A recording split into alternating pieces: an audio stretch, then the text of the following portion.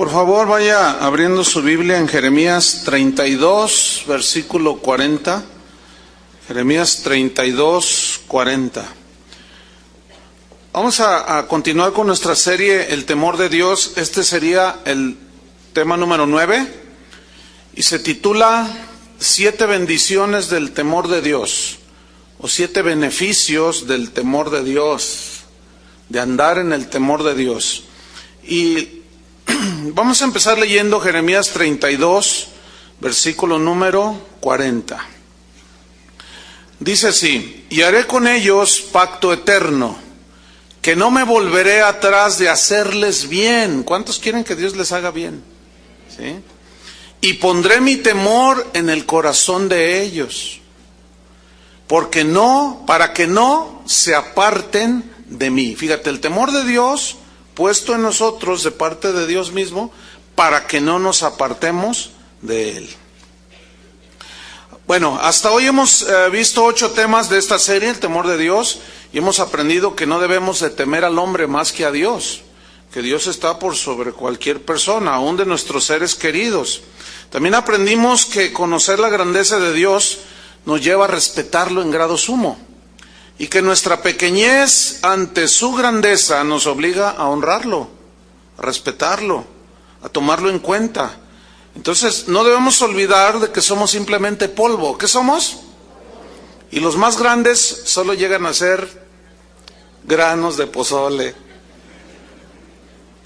Entonces su palabra debe infundir temor en nuestros corazones, como dijo Habacuc. Él dijo: oí tu palabra y temí. Entonces cuando nosotros leemos la Biblia, cuando nosotros escuchamos la palabra de Dios, tenemos que poner mucha atención, porque es la palabra de Dios, cuando la entendemos, infunde temor, o sea, respeto. Y es cuando nosotros entramos en una dimensión diferente, de honrar a Dios, de tomar en cuenta a Dios. La Biblia dice: si clamares a la inteligencia y a la prudencia dieres tu voz, si como la plata la buscares y la escudriñares como a tesoros, entonces entenderás el temor de Dios. Entender el temor de Dios, o sea, el respeto a Dios, cómo viene y por qué y en base a qué. Y entonces dice: hallarás el conocimiento de Dios. Pero también recuerden que si nos apartamos de Él, si permitimos el pecado en nuestras vidas, sus juicios nos disciplinarán, para que su temor vuelva a nuestro corazón. Nunca se nos olvide Zafira y Ananías. ¿Ok? Entonces hoy, por otro lado, así como volteando la tortilla después del juicio, bueno, también hay un lado, digamos, que nos bendice si andamos en temor de Dios. Y precisamente hoy vamos a hablar de 7 bendiciones o 7 beneficios que recibimos si caminamos en el temor de Dios. Porque Dios bendice a los que andan en su temor. ¿Sí? Porque los que andan en su temor son apreciados por Dios. Abra su Biblia en Job 1:1, porque allí hay una historia muy interesante. Job, el nombre Job es de origen árabe y significa volverse, pero también significa perseguido. Y Job fue perseguido por las tribulaciones, ¿no es cierto?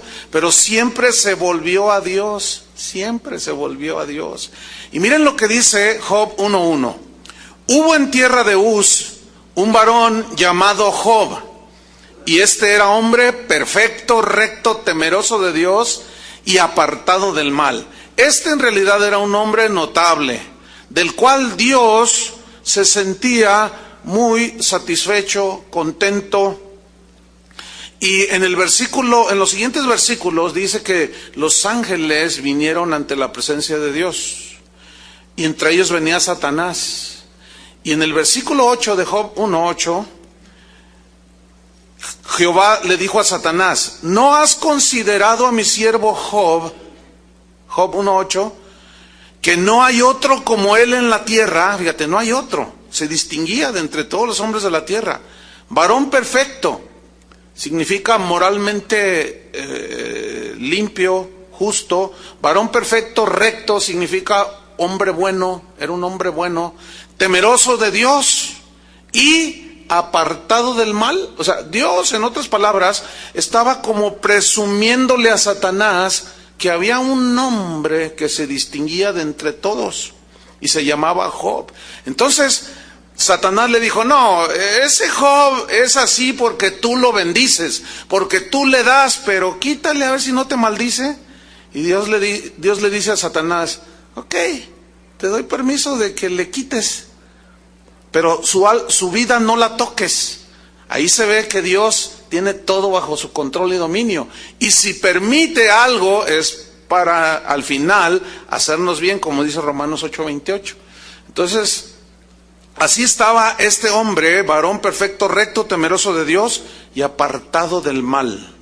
Bueno, vamos a ver el primer beneficio, la primera bendición de andar en el temor de Dios. Y es la siguiente: el temor de Dios nos puede transformar en hombres y mujeres honrados. ¿Cuántos anhelan ser gente honrada? Hombres honrados, hombres justos, hombres bendecidos por Dios, porque esto de ser un hombre honrado y ser un hombre justo en estos tiempos es muy escaso. ¿Sí? Vamos a ver la vida de un rey, Josafat, en 2 de Crónicas 19:4.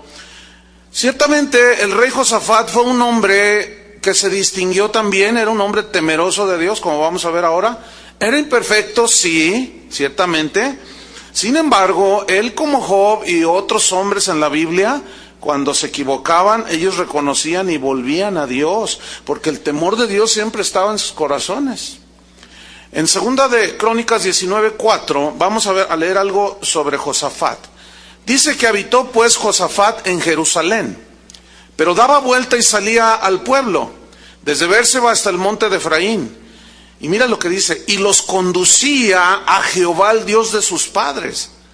Este es algo tremendo. O sea, vemos aquí un rey conduciendo al pueblo de Dios hacia Dios.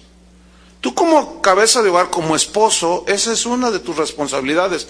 Eso es ser un varón honrado, justo, temeroso de Dios. Eso es. O sea, que tú siempre vas a guiar a tu familia hacia Dios, no hacia otras cosas. Todo pastor debe guiar a la gente de Dios hacia Dios. Versículo número 5. Ese niño, por favor, si lo pasan acá al salón, les agradeceré. 2 Crónicas 19:5 dice así: y puso jueces en todas las ciudades fortificadas de Judá, por todos los lugares, y dijo a los jueces: mirad lo que hacéis. O sea, cuando la gente venía a poner sus quejas y todo eso, dice: porque no juzgáis en lugar del hombre, sino en lugar de Jehová. Es decir, Dios estableció que así fuese. Por ejemplo, aquí y en todos los países hay magistrados que están encargados de hacer valer la ley. Entonces los jueces escuchan ambas partes y ellos dan su veredicto y su sentencia. Entonces mira lo que les dice: miren bien lo que hacen, porque no juzgan en lugar de hombres, sino en lugar de Jehová, el cual está con vosotros cuando juzgáis. Pero luego mira lo que les dice. Esto solamente puede salir de un hombre con temor de Dios. Dice: sea pues con vosotros el temor de Jehová. ¿Para qué? ¿Por qué sea con vosotros? ¿Por qué Josafat deseaba que los jueces tuvieran temor de Dios? Mirad lo que hacéis, porque con Jehová nuestro Dios no hay injusticia, ni acepción de personas, ni admisión de cohecho. Ustedes saben que es bien sabido que la mala fama que tienen, ¿no?, los jueces, y bueno, no todos evidentemente son corruptos, pero muchos de ellos son corruptos, que se venden al rico, se venden al mejor postor, y aunque sea culpable, le echan la culpa al otro, ¿sí? ¿Por qué? Porque se venden. Pero quien obra de esa manera es porque no tiene temor de Dios. Ahora, habla también de hacer acepción de personas. Dice: con Dios no hay acepción de personas.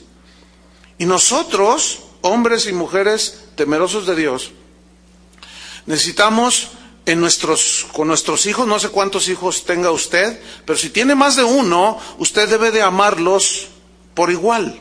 No debe de hacer distinción en ellos. Siempre va a haber entre los hijos el que es más cerebrito, el más inteligente, el más obediente. Y hay una tendencia hacia preferir, obviamente, al que es más inteligente, al que es más obediente, ¿sí? Pero la Biblia nos enseña que no debemos de hacer acepción de personas. Y eso significa inteligencia, sabiduría. Y eso solo lo da el temor de Dios. Entonces, esta es una bendición. El que camina en el temor de Dios entiende estas cosas. Y no solo las entiende. Y puesto que son un beneficio, va a salir beneficiada la familia, ¿eh? Y si usted tiene una empresa, usted va a tratar a sus empleados como debe de ser, con justicia, y les va a pagar bien, y no les va a retener el salario, y no los va a transear, y no los va a defraudar, al contrario, los va a cuidar, los va a bendecir, les va a pagar bien, porque usted es un hombre justo. Pero para fin de ser justo y honrado, tienes que tener temor de Dios. El otro día alguien me mandó un correo y dice, oiga pastor, es que mi patrón, dice, pues es cristiano, de la iglesia donde yo voy. Fíjate qué cosas. Dice, y bueno, yo soy empleado de él, y bueno, pues yo soy el administrador, y me dice que le pellizque allá los impuestos, que le acomode. Y yo le dije, oiga, pues hermano, dice, yo le digo hermano, oye hermano, pero ¿cómo usted me dice eso? No, tú hazlo, tú hazlo. Dice, lo peor es que es uno de los líderes de la iglesia. ¿Quién sabe dónde sería esa persona? Entonces yo le contesté, bueno, hay de líderes a líderes, ¿cierto? Vamos a ver a Nehemías. Este fue un líder distinto, un líder que tenía temor de Dios, y ese temor que él tenía a Dios le impidió abusar del pueblo de Dios.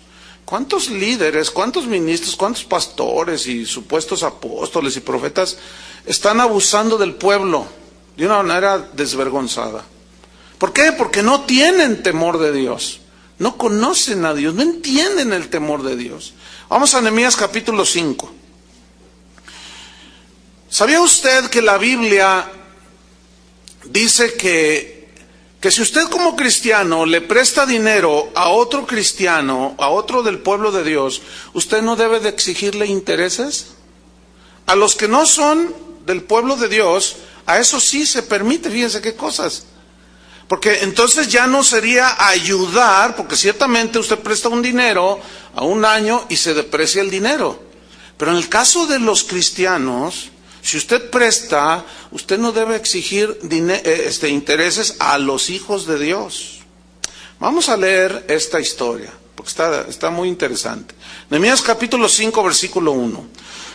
Dice, entonces hubo gran clamor del pueblo y de sus mujeres contra sus hermanos judíos. ¿Qué había pasado? Algo había pasado ahí. Ahora, Nehemías era ahí el de los líderes, ¿sí? Dice versículo 2. Había quien decía, nosotros, nuestros hijos y nuestras hijas, somos muchos, por tanto hemos pedido prestado grano para comer y vivir. O sea, el hecho de que ellos habían estado en cautiverio y luego regresaron a Jerusalén había producido pobreza en la mayoría del pueblo, pero había gente que tenía dinero, ¿sí? Dice, nosotros hemos pedido prestado grano para comer y vivir, versículo 3. Y había quienes decían, o sea, otra parte decían, hemos empeñado nuestras tierras, pero a los mismos del pueblo de Dios. Nuestras viñas las hemos empeñado, nuestras casas las empeñamos, para comprar grano a causa del hambre. Es decir, con el hambre, hermano, no se debe lucrar. ¿Están entendiendo? ¿Qué es lo que hace la gente cuando viene un terremoto, un ciclón? ¿Qué hacen los mercaderes, los comerciantes? Inmediatamente suben los precios. Eso es injusto, porque hasta es un delito. No se vale enriquecerse con el hambre del pueblo. No se vale enriquecerse con el hambre espiritual de la gente. ¿Me explico? Es totalmente injusto. Versículo 5.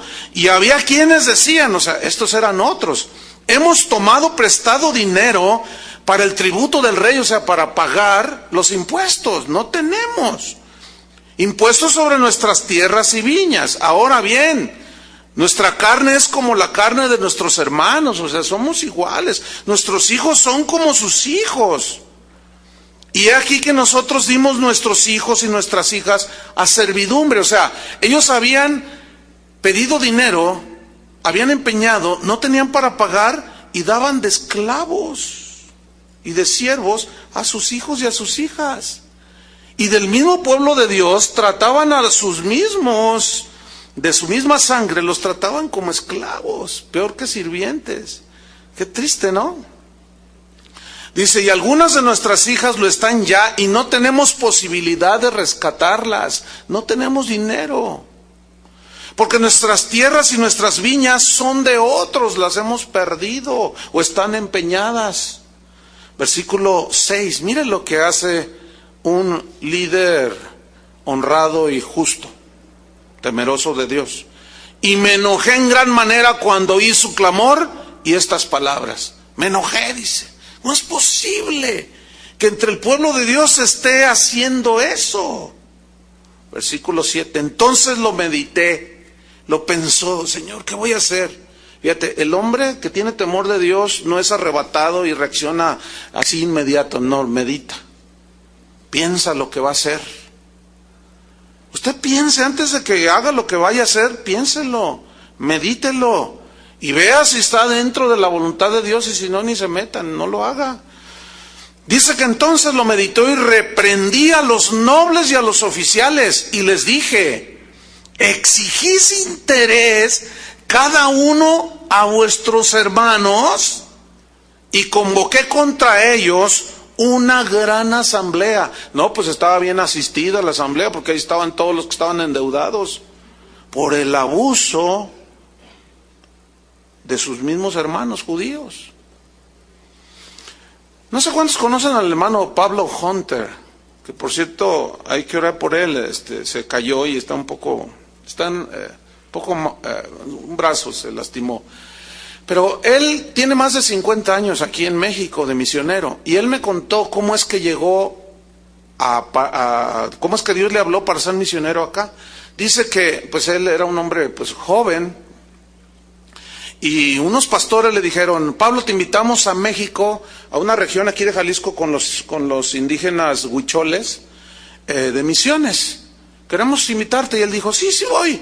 Dice, entonces llegamos y pues nos recibieron un grupo como de 60, 70 pastores huicholes, muy pobres allá en la sierra, acá por Mezquitic, todo eso. Dice, y eran muy pobres. Entonces estos pastores gringos, así me dijo el hermano, aunque él es americano, dice, mira, les vamos a ayudar. Entonces esa noche predicaron y todo, y ya nos fuimos a dormir a una de las cabañitas que nos prestaron.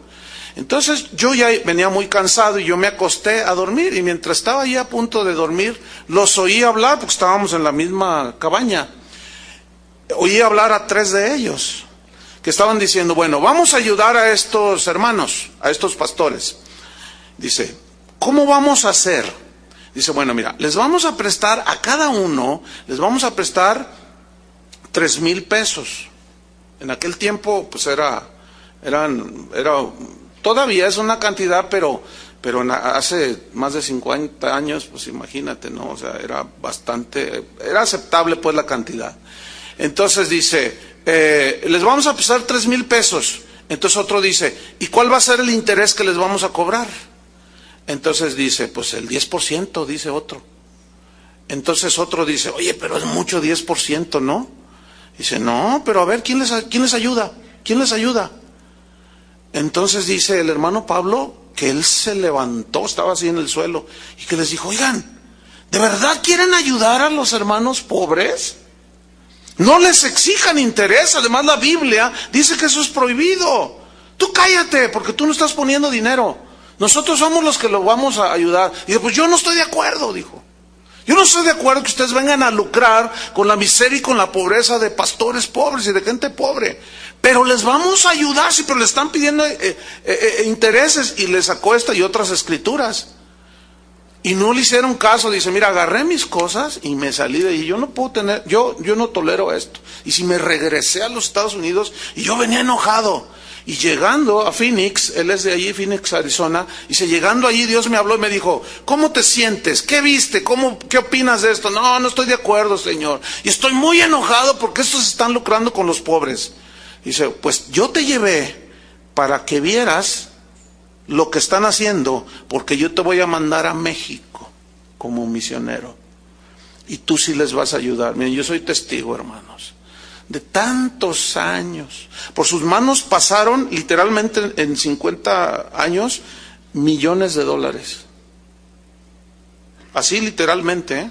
Porque en un tiempo a mí me tocó ser el tesorero y administraba el dinero. Y había entradas a veces de $20,000 mensuales de donativos que le daban. Bueno, yo fui testigo, hermano. ¿Cómo el hermano? Íbamos, Chuy también viajó bastante, mi hermano Carlos, Toño Ortiz. ¿Cómo íbamos a la sierra con la gente más pobre? Y llenaba su camioneta, ¿sí o no, Chuy? De víveres. Y estaban construyendo a veces sus iglesitas y no tenían techo. Y me decía, dales, Chuy, dales tanto para que terminen su techo. Hermanos, qué diferente, qué diferente. Y hoy este hombre, hermano Pablo, ya está muy ancianito, pero yo creo que en el corazón de Dios fue un hombre notable, así como Nehemías. Sigamos con la historia. Entonces dice, estoy en ¿qué versículo? En el 7. Les pregunta, ¿exigís interés cada uno a vuestros hermanos? Y convoqué contra ellos una gran asamblea y les dije, nosotros según nuestras posibilidades, ahora Nehemías está hablando por él, rescatamos a nuestros hermanos judíos que habían sido vendidos a las naciones, nosotros mismos, dice, y vosotros vendéis aún a vuestros hermanos y serán vendidos a nosotros mismos. Y se quedaron callados, dice. Pues no tuvieron que responder. ¿Por qué? Porque ellos sabían que estaban violando la palabra de Dios. Pero en el momento en que Nehemías les trajo de nuevo la palabra de Dios, hubo temor en ellos. Y vean la reacción. En este caso, la historia terminó bien, ¿eh? Mire, el versículo 9. Y dije, ¿no es bueno lo que hacéis? ¿No andaréis en el temor de nuestro Dios? Para no ser oprobio de las naciones enemigas nuestras. También yo y mis hermanos y mis criados les hemos prestado dinero y grano. Y fíjense lo que dijo Nehemías, quitémosles ahora este gravamen. ¿Qué está diciendo Nehemías? Vamos a perdonarles eso de los intereses. Vamos a quitarles todo eso. Pero Nehemías no estaba cobrándoles, obviamente. Pero él dice, quitémosles. Se incluye, somos del mismo pueblo. Versículo 11, os ruego que les devolváis hoy sus tierras, y sus viñas, sus olivares, sus casas, y la 100ª parte del dinero que ya les habían cobrado, y del grano, del vino y del aceite que demandáis de ellos como interés. Y mire la respuesta, gloria a Dios, me gusta esta historia. Y dijeron, lo devolveremos. Vino el temor a sus corazones, y nada les demandaremos, haremos así como tú dices. Entonces convoqué a los sacerdotes y les hice jurar que harían conforme a esto. Además sacudí mi vestido, eso era una expresión muy judía, y dije, así sacuda Dios de su casa y de su trabajo a todo hombre que no cumpliere esto, y así sea sacudido y vacío. Y respondió toda la congregación, amén. Y alabaron a Jehová, y el pueblo hizo conforme a esto. También desde el día en que me mandó el rey que fuese gobernador en la tierra de Judá, desde el año 20 del rey Artajerjes hasta el año 32, 12 años, ni yo ni mis hermanos comimos el pan del gobernador. Pero los primeros gobernadores que fueron antes de mí, dice Nehemías, abrumaron al pueblo. ¿Dónde ha oído esa historia de que los gobernantes se enseñorean de la gente? Le exigen a todos impuestos y ellos no pagan. ¡Qué tremendos son! ¿No es cierto? Ellos, bueno, usted ya sabe la historia. Pero dice Nehemías, Y tomaron de ellos por el pan y por el vino más de 40 siclos de plata. Y aún sus criados se enseñoreaban del pueblo. Y mira el final de la historia. Pero yo no hice así a causa del temor de Dios. Es una bendición, hermanos, caminar en el temor de Dios. ¿Por qué? Porque te hace un hombre justo. ¿Están entendiendo? Te hace un hombre honrado. Y eso es de mucha valía ante Dios.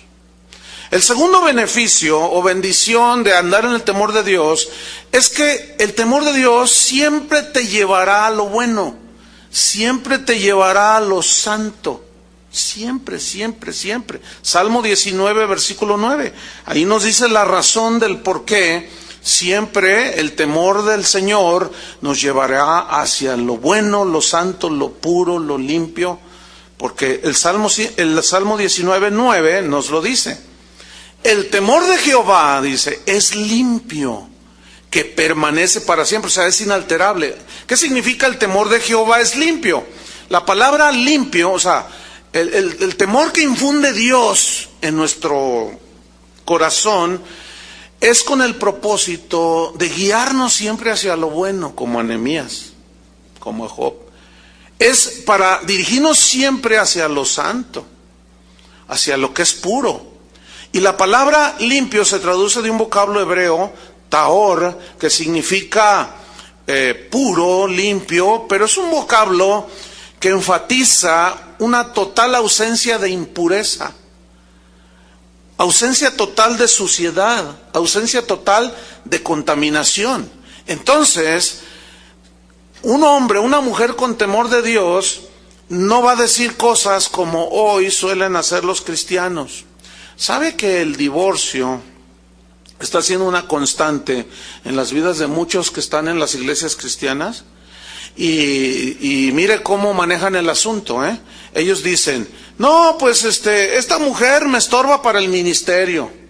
Dicen, entonces yo oré y Dios me dijo que me divorciara de ella porque me iba a dar una mujer que es así, iba a servir al Señor. No me digas, compadre, no me digas que Dios te dijo eso. ¿De verdad tú crees que Dios habla de esa manera? En Malaquías dice, yo estoy contra aquellos que le dan carta de divorcio a su esposa. Porque Dios está en contra de eso. ¿Cómo te va a decir que te va a dar otra? Lo único que está sucediendo ahí es que como no tienen temor de Dios, no conocen a Dios, y luego lo peor dicen que Dios les dijo eso. No, hermano, no. El temor de Dios siempre nos va a guiar ¿hacia dónde? Hacia lo bueno, lo recto, lo santo, lo limpio. Nunca nos va a llevar hacia lo sucio, porque el temor de Dios, precisamente como es limpio, como consecuencia, si tú tienes temor de Dios, nosotros entonces somos guiados por el Espíritu Santo en ese temor hacia lo que es bueno, hacia lo que es justo, hacia lo que es limpio. ¿Sí me expliqué, verdad? Proverbios 4, versículo 20, nos habla algo de este asunto, de este punto. Dice así, Proverbios 4:20, hijo mío, está atento a mis palabras, inclina tu oído a mis razones, no se aparten de tus ojos. ¿Cómo no se aparten de tus ojos? Ni modo que las traigas escritas o no. Lo que pasa es que el temor de Dios nos evita ver cosas que no debemos ver. ¿Sí me explico? Por ejemplo, mire, muchos hombres y también mujeres están atrapados en la pornografía. Y lo que es peor, gente que va a las iglesias. Y lo que es peor, pastores, líderes de iglesias, prisioneros de la suciedad, de la inmundicia, de la inmoralidad. Hace unos años hicieron en los Estados Unidos una encuesta en eventos de varones, y estas encuestas arrojaron que más del 40% de los hombres cristianos ven pornografía. No tienen temor de Dios, o sea, porque el temor de Dios te va a evitar ver lo sucio, ¿me explico? Te va a evitar ensuciarte y contaminarte. Pero lo más triste son líderes, pastores, metidos en la suciedad, Y luego se paran el domingo cuando predican, pues ¿de qué hablan? Por eso cuando un pastor no toca los temas de la Biblia, no habla de la santidad, de la pureza, de la obediencia, todo eso, algo anda mal. ¿Por qué evitan todos esos temas? Algo anda mal. ¿Por qué siempre su tema es el dinero y el éxito y todas esas cosas que ya sabemos? Algo anda mal allí. Entonces dice, no se aparten de tus ojos, guárdalas en medio de tu corazón. Estoy en el versículo 21. 22, porque son vida a los que las hallan y medicina a todo tu cuerpo, mira. Sobre toda cosa guardada, guarda tu corazón, porque de él mana la vida. Aparta de ti la perversidad de la boca y aleja de ti la iniquidad de los labios. Mira el 25. Tus ojos miren, ¿qué? Lo recto, lo justo, lo limpio. Y diríjanse tus párpados hacia lo que tienes delante. ¿Y quién está delante? Puestos los ojos en quién? En Jesús. Versículo 26. Examina la senda de tus pies. ¿Cómo caminas? Y todos sus caminos sean rectos. No te desvíes a la derecha ni a la izquierda. Aparta tu pie, ¿de dónde? Del mal. Por eso el Salmo dice, bienaventurado el varón que no anduvo en consejo de malos. En el Salmo 34 también nos dice algo al respecto. Salmo 34, versículo 11. Dice así, venid hijos. ¿Cuántos son hijos de Dios? Bueno, ya vinieron. Ahora oigan, dice, venid hijos, oídme. Dice, el temor de Jehová os enseñaré. ¿Quién es el hombre que desea vida? ¿Cuántos desean vida? Y vida en abundancia. ¿Quién es el hombre que desea vida y que desea muchos días para ver el bien? Acuérdense que lo que sembramos, ¿qué? Cosechamos. Si sembramos para el Espíritu, del Espíritu segaremos paz. Si sembramos para la carne, de la carne segaremos, ¿qué? Corrupción. Ahí está el asunto. Versículo 12. 13. Guarda tu lengua del mal y tus labios de hablar engaño. Apártate del mal. Ahí está. El temor de Dios nos aparta del mal. Dice, y haz el bien. Busca la paz y síguela. ¿Cómo están tus relaciones entre tu familia?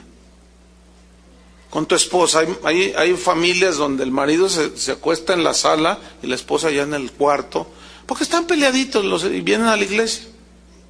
Y así duran hasta un año, 6 meses.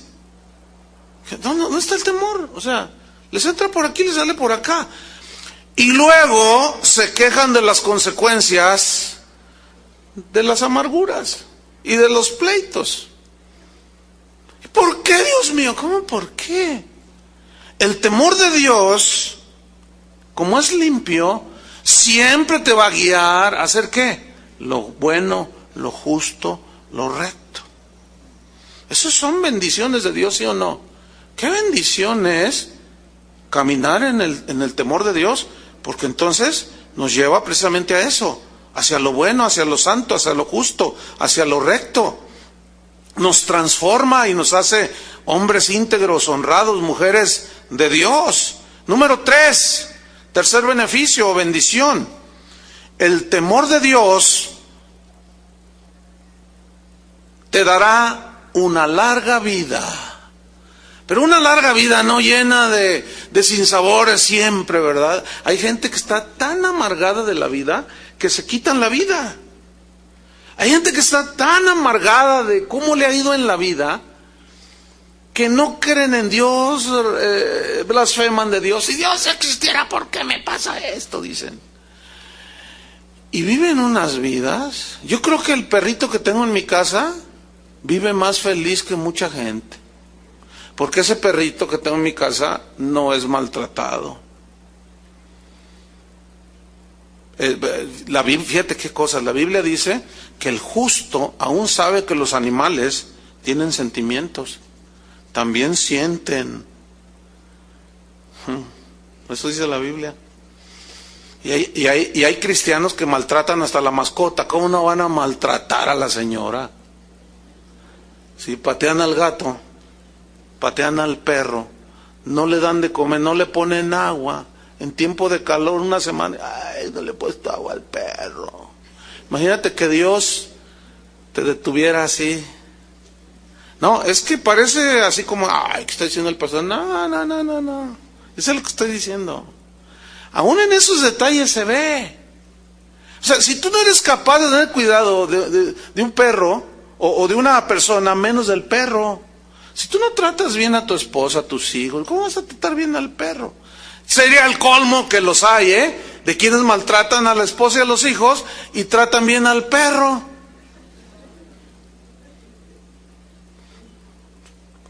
Proverbios 10, versículo 27, larga vida, pero no solo una larga vida llena, hay pruebas, hay situaciones, hay aflicciones, pero también hay momentos extraordinarios con Dios en esa larga vida. ¿Cuántos quieren una larga vida? Cuando yo escucho a alguien que dice, no, yo no quiero morirme de viejito, porque ay no, que quién sabe qué onda con ese. Proverbios 10, 27, mira lo que dice aquí. Porque si tú caminas en el temor de Dios, ve esta bendición. El temor de Jehová aumentará los días. Entonces, si tú caminas en el temor de Dios, esta es una bendición. Dice, mas los años de los impíos serán acortados. ¿Cómo mueren todos los que andan en el narco y andan en esas cosas? ¿Cómo mueren? ¿Cuántos muertos ha habido este año?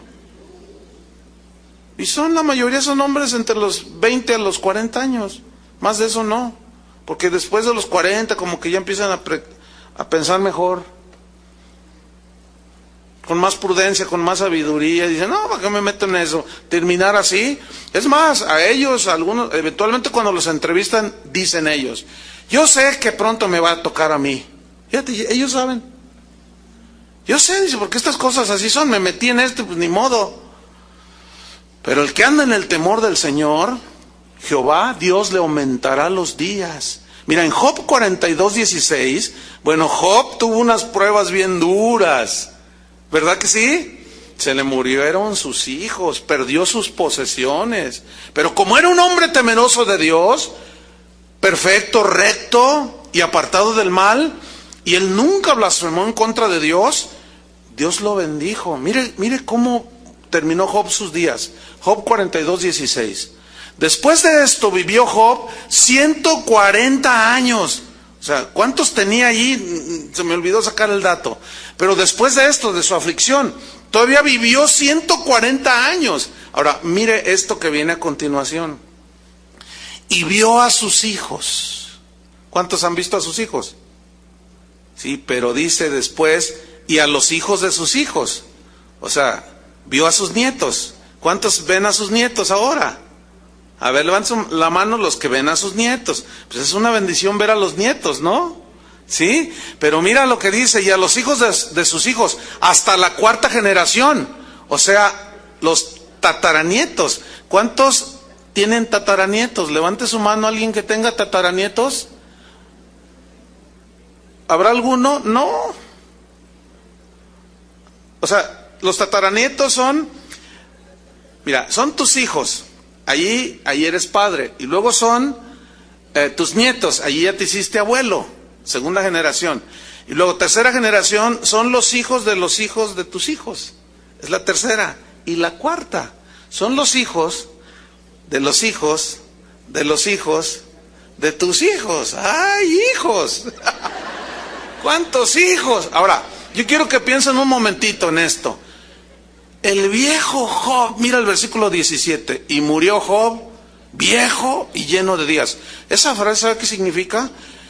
Lleno de días significa en sus 5 sentidos, en una plenitud maravillosa, hermano, de ver a sus hijos y luego a sus nietos, a sus bisnietos y a sus tataranietos. Yo me lo imagino sentado ahí, ¿verdad? Y mirándolos a todos, a ver la foto. No, pues esta plataforma no nos alcanza, hijo. Pues vámonos afuera de la casa. Imagínate ahí sentadito el viejito Job. Y no se ve, según lo que dice, no se ve que era un viejillo testarudo, terco y hablador. Hay una mala fama que tienen las suegras, ¿verdad? Pero no vamos a hablar de eso hoy. Vamos a hablar de la mala fama que se dice que tienen los ancianos cuando llegan a esa edad de la senectud. Cuando rebasan ya los 60, que es cuando entran en la senectud, 60, 70, 80, dicen que se vuelven como los niños. ¿Será cierto? Que se vuelven tercos, necios. Tómate tu cocol, mamá. No me lo tomo. ¿Y que yo qué se ve qué? Mire, viejita linda. Con amor, cariño pastoral. Le digo algo a los ancianitos de la iglesia, porque aquí veo algunos. No sé de esos viejitos cascarrabias. De esos viejitos y de esas viejitas tercas, gruñonas. Piensa en Job. Camine en el temor de Dios y usted va a terminar de esa viejita, como a principios de enero sacaron un reportaje de una viejita aquí de Sayula, no sé qué, aquí en Jalisco, de más de 115 años. Y esa ya dice, estos son mis nietos, mis chicos, mis nietos, mis bisnietos y 15 cuánta cosa. Y la viejita con una lucidez, pero ¿saben qué me llamó la atención? ¿A qué se debe? Fíjense lo que dijo, ¿a qué se debe? ¿Usted a qué cree que se debe que usted termine así sus días? ¿Usted es feliz? Yo soy muy feliz. Dice, porque yo creo en Dios y respeto a Dios. Toda mi vida, a mí mis padres me enseñaron a amar a Dios. Así dijo la viejita. Así es que, viejitos, déjenlo terco, ¿ok? Compórtense ya como hombres maduros, ¿sí? Pero sabios. Y así es como se ve a Job, un hombre sabio, viejo, sabio, y se murió. ¡Qué tremendo! Yo sí quisiera estar así. A veces hablamos, Toño y yo ya estamos reconociendo que vamos para allá. Porque a veces hay situaciones que se van presentando en la congregación. Y a veces hay gente que dice, pastor, ¿qué hacemos con mi papá? Es real esto, ¿eh? ¿Qué hacemos con mi mamá? Pues está bien terco mi papá. Bueno, mira, respétalo, sigue siendo tu papá, trata de sobrellevarlo con mucho cariño, amor, pero también vamos a hablar con el viejito de tu papá, para que también agarre la onda. Él viene aquí, sí, aquí viene. Bueno, entonces aprovecho para decirles a todos los viejitos, ¿verdad? Que agarren la onda y que se porten como gente sabia, temerosa de Dios, amén. Entonces hablamos Toño y yo y decimos, yo le digo, yo oro al Señor, y es real esto, que si Él permite que lleguemos a la ancianidad, que seamos viejitos afables. ¿Conoce viejitos afables? Así que tú les ves el rostro, así bien tranquilos. Miren, mi papá murió a los 75 años y era un señor tan afable. Los que lo conocieron no me dejarán mentir. Era un hombre estaba hablando con un pastor hace unos días que conoció a mi papá y dice, fíjate, extraño a tu papá cada vez que vengo, porque él no es de aquí. Y yo platicaba con él, me encantaba hablar con tu papá, me decía. Un hombre sabio. Un hombre que amaba a Dios.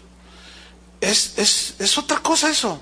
Entonces yo le decía a Toño, yo oro que si llego a ser un anciano, a lo mejor tengo que retirarme del pastorado, qué sé yo, porque pues, no siempre miren, esa sillita que está aquí. Bueno, esta fue una aportación de Roberto Evans, del pastor que predicó hace 8 días, ¿no?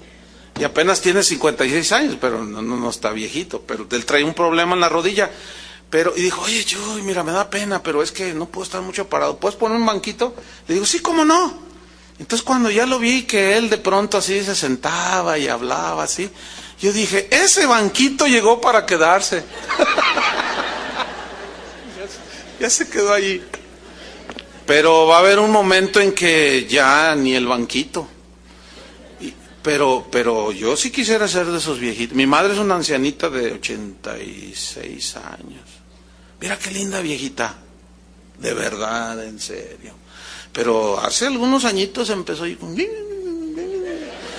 Entonces yo le dije, mamá, yo hablé con ella. Le dije, mira, aquí voy a hablar no como tu hijo, no como el pastor.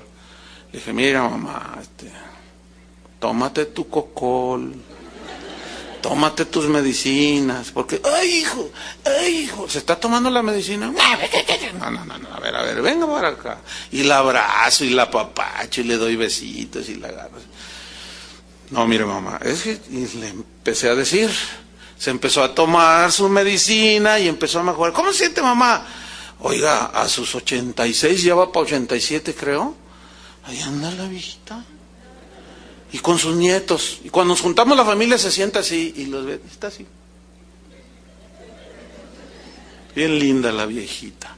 Así es que viejitos, terminan bien sus días, ¿no? No todos amargados. Porque el temor de Jehová, ¿qué? Aumentará los días. Pero buenos días, ¿eh? Cuarto beneficio, cuarta bendición. El temor de Dios te aparta de los lazos de la muerte, o sea, de tropezar y traer unas consecuencias de muerte, no solo muerte física, prematura, sino daños y consecuencias terribles. Proverbios 14:27. Proverbios 14:27. Mira, aquí está. El temor de Jehová es manantial de vida. ¿Qué es un manantial? Donde brotan aguas continuamente, ¿no? ¿Has bebido agua de un manantial? Es delicioso, ¿a poco no? Dice, el temor de Jehová es manantial de vida, o sea, es algo que siempre está brotando, sales por años y ahí está. Dice, el temor de Jehová es manantial de vida, siempre produce vida, para apartarse de los lazos de la muerte. ¿Y en qué sentido es esto? Vamos a Proverbios capítulo 5, versículo 1. Déjenme hacerles una pregunta. Algunos no me la tienen que contestar, nada más dejámoslo allí, pero ¿cuántos de ustedes han sido afectados directa o indirectamente por un familiar, o puede ser el caso de alguno, por amigos, por tíos, por primos, sobrinos, hijos, que se meten en adulterio? ¿Has habido algún caso? ¿Sí? Indistintamente, directa o indirectamente, afectan a todo mundo. Y a esto se refiere aquí, Proverbios 5, ¿sí? Cuando dice que el temor de Jehová es manantial de vida y te aparta de los lazos de la muerte. Proverbios 5:1 dice, hijo mío, está atento a mi sabiduría y a mi inteligencia inclina tu oído, para que guardes consejo y tus labios conserven la ciencia. Porque los labios de la mujer extraña destilan miel, y su paladar es más blando que el aceite, mas su fin es amargo como el ajenjo, agudo como espada de dos filos. Sus pies descienden a la muerte, sus pasos conducen al Seol o a la sepultura. Vamos hasta el versículo 20. Aquí está la exhortación. ¿Por qué, hijo mío, andarás ciego con la mujer ajena y abrazarás el seno de la extraña? Porque los caminos del hombre están ante los ojos de Jehová, y él considera todas sus veredas. Prenderán al impío sus propias iniquidades, y retenido será con las cuerdas de su pecado. Él morirá por falta de corrección, y errará por lo inmenso de su locura. Wow, pero déjenme ponerles un ejemplo de un hombre llamado José. Vayan a Génesis 39:1. José, uno de los hijos de Jacob que fue vendido, ¿recuerdan? Era el más pequeño de todos. Precisamente por envidia le hicieron todo eso, pero Dios estaba detrás de todo, para la postre beneficiar a la descendencia de Jacob o de Israel. Pero vamos a ver este episodio en la vida de José, Génesis 39:1. Vamos a ver el lado, o sea, cómo el temor de Dios guardó a este joven precisamente de cometer adulterio. Dice Génesis 39:1, llevado pues José a Egipto, Potifar, oficial de Faraón, o sea, principal, un capitán de la guardia, varón egipcio, un hombre rico, distinguido, respetado, lo compró a José de los ismaelitas que lo habían llevado allá. Mas Jehová estaba con José. Fíjense cómo en medio de la prueba Dios estaba con él. Eso es lo que Jesús dijo. En el mundo tendréis ¿qué? Aflicción, pero confíen.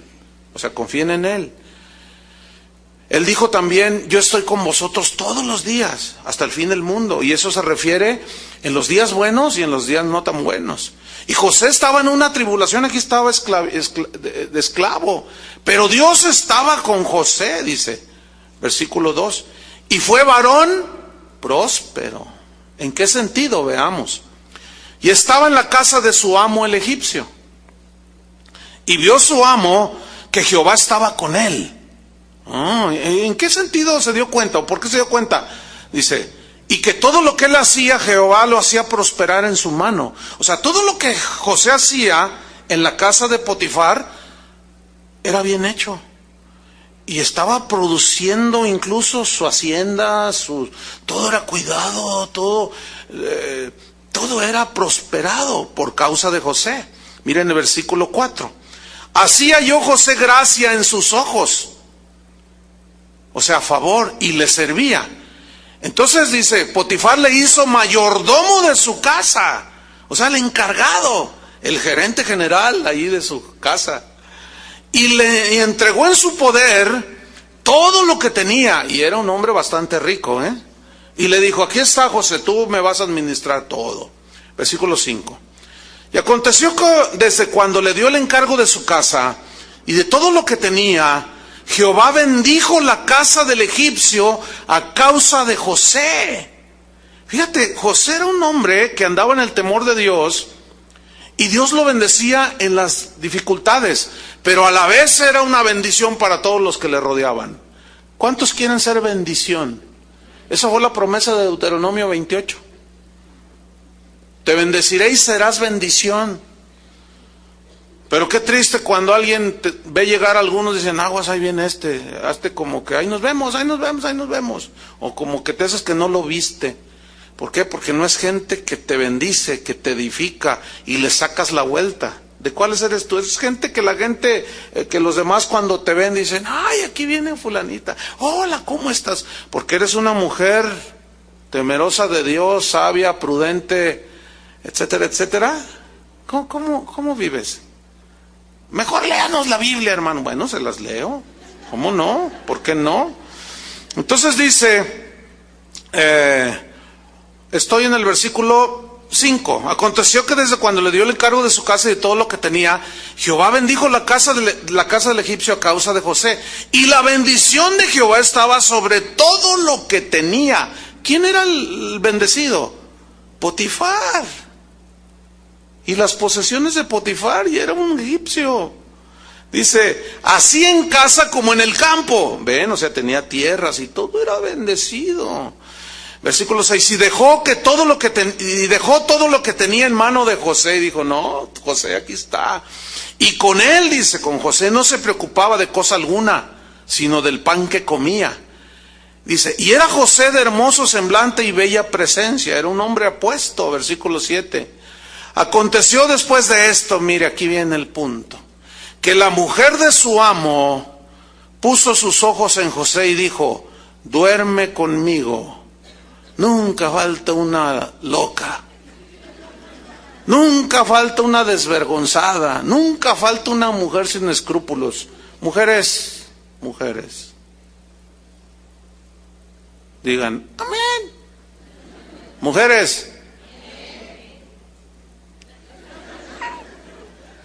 Mujeres, respeten al varón. ¿Saben cuál es una manera de faltarle el respeto a un varón? Cómo se visten.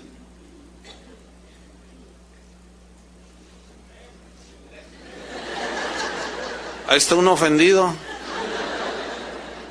No, es verdad, ya en algún momento. Yo no me considero un predicador de tendedero, porque hay predicadores que siempre se la pasan hablando sobre el vestido de la mujer. No, eso no, el evangelio en realidad es muchísimo más que aretitos y vestiditos y todo, pero sí habla la Biblia al respecto. Pero eso no es todo el evangelio, hombre, olvídenlo. Pero algún día tocaremos ese punto, pero les estoy diciendo la verdad. O sea, tú ofendes a los hombres en tu manera de vestir, o los respetas en tu manera de vestir. Tú métete un pantalón así con calzador, con una blusa aquí donde se te ve el ombligo, y tú estás faltando el respeto a los varones.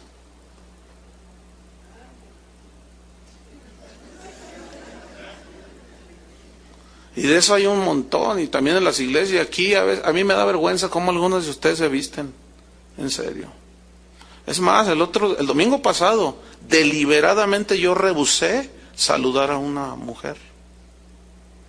Su vestimenta dejaba mucho que desear. Y me vio así, hola, pastor. Y yo me di la media vuelta. Y si me dice, ¿por qué me dio la media vuelta? Yo le voy a decir por qué. En ese momento no era propicio porque estaba con otras personas. No falten al respeto, tengan temor de Dios, mujeres, como corresponde a mujeres de Dios. ¿Cuántas dicen amén? Tampoco me vean así. Yo les estoy diciendo de parte de Dios, ya cada quien. Pero bueno, aquí estaba una mujer loca, sin escrúpulos. Dice, ¿y qué le dijo esa mujer a José? Acuéstate conmigo, fíjate nomás. Ahora, el hombre en el mundo, ¿qué dice?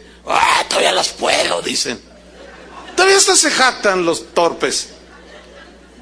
Y luego llegan al otro día a la oficina, al trabajo, al negocio, y todavía se jactan.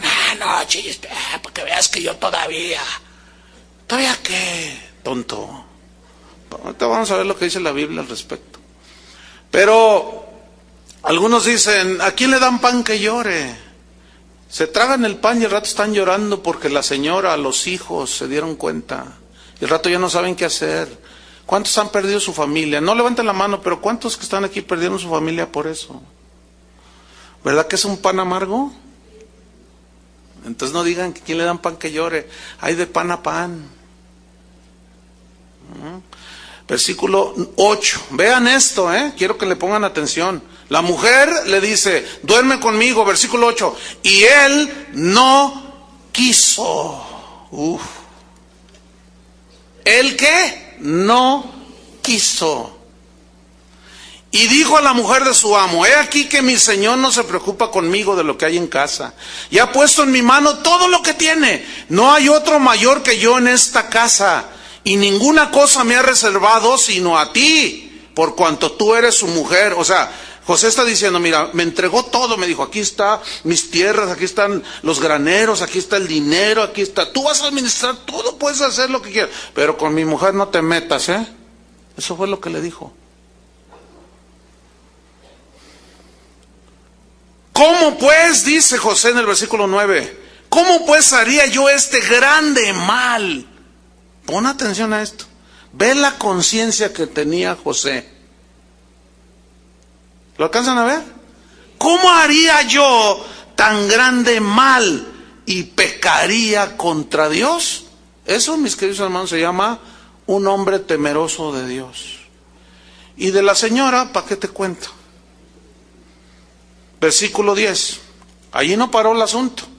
Hablando ella a José cada día, o sea, lo asediaba. Y no escuchándola él para acostarse al lado de ella, para estar con ella, aconteció que entró él un día en casa para hacer su oficio, su trabajo. Y no había nadie de los de casa allí. Y ella lo asió por su ropa diciendo, duerme conmigo. Entonces él dejó su ropa en las manos de ella y huyó y salió. Más vale decir aquí corrió que aquí quedó. ¿Y cuántos quedaron ahí? Un montón. Y esa es la historia de, casi de todos los días. Y ¿sabe una cosa? En las iglesias, estoy hablando de las iglesias ahora, en este momento, de señoras que se vienen a quejar, oiga, mi marido anda coqueteando con una, ¿qué hago? A ver, ¿dónde está tu marido? Ya le fuiste a decir. Como dijo palabras del predicador de hace 8 días, Roberto Emmons, no seas bruto. Así decía, ¿verdad? Entonces yo dije palabras de él. Es que hay cada hombre que, bueno, no sé si llamarle hombre. Porque por allí a un hombre famoso le preguntaron que por qué él no andaba con muchas mujeres como los artistas y los deportistas, y él dijo, no, dice, ¿cómo? Dice, yo no tengo, dijo. No, pero pues a ti tú eres un hombre apuesto y con dinero y las mujeres te han de desear. Las locas andan en todos lados, dijo.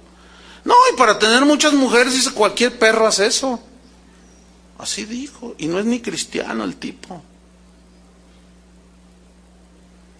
Imagínate. Entonces, llamarles varones, porque varón en el estricto sentido de la palabra es mucho más que ser del género, o sea, como hombre, ¿verdad? No, es mucho más que eso. Proverbios 6:32, mira lo que dice. El que comete adulterio es falto de entendimiento. O sea, un tonto. ¿Qué más? Corrompe su alma el que tal hace. Y mira el 33, heridas y vergüenza hallará, y su afrenta nunca será borrada. Escuchen bien, no pienses en el momento, cuando estés ahí en la tentación, porque todos indistintamente, de una u otra manera somos tentados, ¿sí o no? Todos. No pienses en el placer que te pueda causar en ese momento una situación así. Trata de pensar en las consecuencias que vendrán si tú haces eso. Pero el temor de Dios te va a librar. Eso es una bendición. Terminar tus días viejo y lleno de días como Job, y estar sentado allí y celebrar tus 50 años de matrimonio, y ya estás allí todo viejito, y decirle a tu esposa, yo te he sido fiel por toda la vida. Y que tu esposa diga, yo también le he sido fiel a este hombre, y todos tus hijos alrededor, y tus nietos, y viendo ahí un ejemplo tremendo. ¿No lo creen así? Eso es una bendición de Dios a los que andan en el temor de Dios. Están muy serios. Vámonos rápido. El quinto beneficio: el temor de Dios te librará del juicio que vendrá. Porque acuérdense que va a venir el fin del mundo, ¿sí o no? Pero el temor de Dios nos va a guardar. Mira, en Hebreos 11:7 dice así: por la fe Noé, cuando fue advertido por Dios acerca de cosas que aún no se veían, con temor preparó el arca en que su casa se salvase. ¿Qué hizo Noé? Preparó el arca en un tiempo cuando todavía no llovía, que la tierra se regaba con un vapor, dice en el Génesis. Entonces Dios le dijo, voy a destruir el agua por diluvio, van a ser abiertas las compuertas del cielo. Y Noé dijo, o sea, va a caer agua del cielo. Nunca lo había visto así, porque no era, todavía no había ese fenómeno natural. Pero Dios le dijo, tú hazte un arca. Y por temor a Dios, a la palabra de Dios, al mandamiento de Dios, ¿qué hizo Noé? Preparó el arca. ¿Y qué sucedió? Se salvó. Entonces, aquí me enseña que el temor a Dios, caminar en el temor de Dios, me libra del juicio venidero. Y el arca es Cristo. Es un símbolo de Cristo. ¿Cuántos están en Cristo? Permanezcan. Número 6, penúltimo. Sexto beneficio, bendición. El temor de Dios te va a añadir. Esto es un pilón. 3 cosas en uno solo. 3 en 1. Proverbios 22:4. Ya ve que hay predicadores que se la pasan hablando de la prosperidad y todo eso, y su énfasis es la obtención de riquezas. Dios sí bendice materialmente a algunos, pero veamos a quiénes. Proverbios 22:4 dice: riquezas, honra y vida. Mire, 3 cosas, 3 en 1. Riqueza, aquí está hablando de cosas materiales. Pero no para amontonar, como el necio aquel de la parábola, ¿se acuerdan? Dice, voy a amontonar, voy a hacer los graneros más grandes, míos. Y el Señor le dijo, necio, esta noche vienen a pedirte tu alma. Y lo que has amontonado, ¿de quién será? Pero ahorita vamos a ver que a Job lo prosperó el Señor, hombre temeroso de Dios, pero él daba, repartía. Dice, riquezas, honra y vida son la remuneración. O sea, el pago de la humildad, pago entre comillas, obviamente, ¿no? De la humildad y del temor de Jehová. ¿Qué es una consecuencia de andar en el temor de Dios? Riqueza material, o sea, Dios te va a bendecir.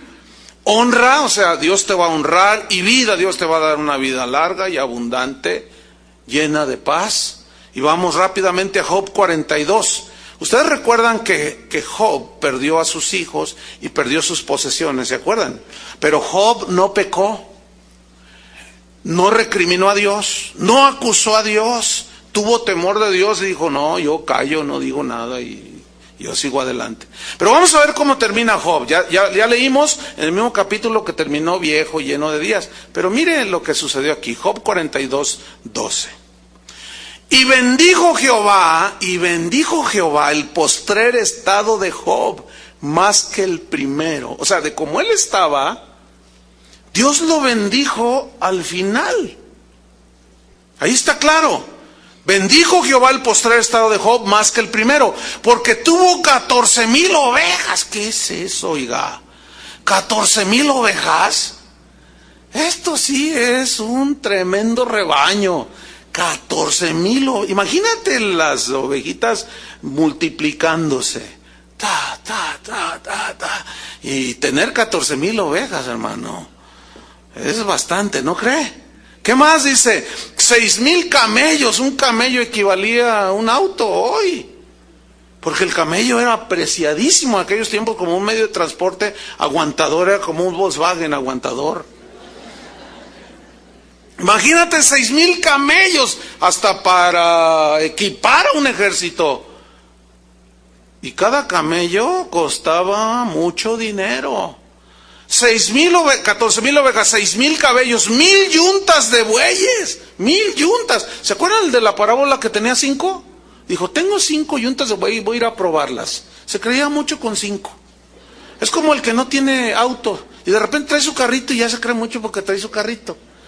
Y luego hay quienes pueden tener 3 carros y se creen mucho, pero hay quien tiene una agencia. Y este tenía una agencia. ¿Entienden? O sea, qué increíble. 1,000 yuntas de bueyes. Una yunta de buey equivalía como un tractor. ¿Se imaginan cuánta tierra no podía trabajarse con 1,000 yuntas de bueyes? Era un hombre rico, hermano. Y todavía dice, 1,000 asnas. O sea, animales de carga. Para cargar toda la cosecha. Versículo 13. Y tuvo 7 hijos y 3 hijas. Ándale. 10. Después de los que perdió, Dios le dio 10. Dice que herencia del Señor son los hijos. Versículo 14. Llamó el nombre de la primera, o sea, de las 3 hijas, Gemima. El de la segunda, Cesia. Y el de la tercera, Keren. Así es que usted tiene aquí el trío de Job. Pues esos nombres están preciosos. ¿A poco no? Así es que las que van a tener, ahí, agárrense de ahí. Versículo 15, miren lo que dice. Y no había mujeres tan hermosas como las hijas de Job en toda la tierra. Y mira, a diferencia del rico insensato de la parábola. Y les dio su padre herencia entre sus hermanos. Imagina al viejito ahí todo rico, bendecido, con paz, con mucha vida en sus 5 sentidos. Y Dios lo había prosperado y veía tanto camello, tanta oveja, tantas yuntas de bueyes, tanta tierra. Y digo, ¿saben qué? Esto es para ti, esto es para ti, esto es para ti, esto es para ti. Y empezó a dar, a repartir. Cuando Dios bendice a uno que anda bajo el temor de Dios, es para dar, no para amontonar. Y terminamos con el 7º beneficio. El temor de Dios es y será un tesoro en tu vida. Camina en el temor de Dios y es como un tesoro. Que en cualquier situación apremiante tú vas y tomas de ahí para sustentar tus gastos. Un tesoro. Isaías 33:6 dice, y reinarán en tus tiempos la sabiduría y la ciencia. Ay, reinarán en tus tiempos. Qué bonito se oye, ¿no? Reinarán en tus tiempos la sabiduría, uy, y la ciencia, o sea, el conocimiento. Y abundancia de salvación. O sea, empezarán a salvarse tus hijos, tus primos, tus tíos, ¿cuántos están ya en ese proceso? Tus abuelos, tus vecinos. Abundancia de salvación. Y luego dice, el temor de Jehová será ¿qué? Su tesoro. Eso es lo más preciado que podemos tener, hermanos. Como herencia de Dios, su tesoro. No tanto las riquezas materiales, porque esas nos vamos y las dejamos. Pero lo otro, eso queda para la eternidad. Y concluimos con esta grandiosa promesa, que es el versículo que leímos al principio, Jeremías 32:38. Jeremías 32:38. Miren esta promesa. Esta es mi oración para esta congregación y mi deseo como pastor para cada uno de ustedes. Jeremías 32:38, aunque todavía no entramos al tiempo de Navidad ni a Año Nuevo. Este es mi deseo para ustedes. ¿Ok?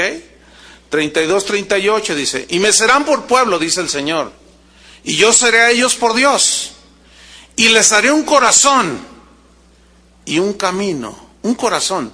Aquí significa un corazón nuevo, ¿sí? Una nueva naturaleza. Y un camino. ¿Cuál camino? ¿Quién es el camino? Jesús. Les daré un corazón y un camino para que me teman perpetuamente. ¿Cuántos quieren eso? Para que me teman perpetuamente, para que tengan bien ellos y sus hijos. ¿Cuántos quieren la bendición para sus hijos? Después de ellos. Y haré con ellos pacto eterno que se consumó con Cristo. Y no me volveré atrás de hacerles bien. Y pondré mi temor en el corazón de ellos para que no se aparten de mí. Yo no quiero otra cosa más que eso. Si me da lo otro, está bien. Si no, está bien. Yo quiero esto. Amén. Porque tengo una herencia ahí en el cielo que me está esperando. Oremos. Señor, te damos gracias por tu palabra. Gracias porque en ella encontramos nuestra delicia. Y tu palabra ciertamente, Señor, es dulce, pero a la vez es amarga. Es tierna, pero a la vez es como martillo que rompe la piedra, quebranta la roca. Pero tu palabra, Señor, es la única que nos puede infundir el temor.